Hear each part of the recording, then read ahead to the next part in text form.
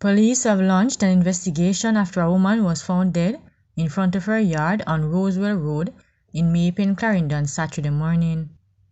The deceased woman has been identified as 44-year-old Deborah Martin.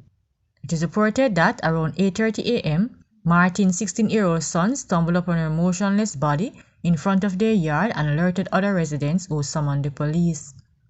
On arrival, police observed Martin lying on the grass, clad in a red spaghetti strap blouse, black jogger pants with what appeared to be minor scratches on her neck. The scene was processed and Martin was taken to the Maypen Hospital where she was pronounced dead. The body was later transported to the morgue pending a post-mortem examination. The Maypen police are investigating. A man is being sought by the police following the stabbing death of another man during an argument in an area known as Lookout in Springbank, Portland, Friday night.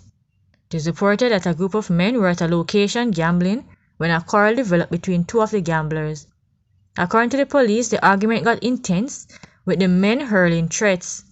It is alleged that one of the men pulled a knife from his waist and stabbed the other in his chest. The wounded man was rushed to hospital where he was pronounced dead upon arrival. A 73-year-old woman has been taken into police custody following the killing of her 75-year-old husband at their home in Cabbage Valley District, St. Elizabeth, Saturday morning. The dead man, identified as Arthur Townsend, a farmer from the district, was allegedly killed following a disagreement over his will, Observer Online understands. His wife is also a farmer. It was reported that around 4:30 a.m. the couple was at home when they reported a dispute over a last will that the husband was purportedly preparing. The wife, the police said, became upset that her husband was not including her in the will. An argument developed, during which a sharp object was used to stab the man all over his body, killing him on the spot. He was taken to hospital where he was pronounced dead.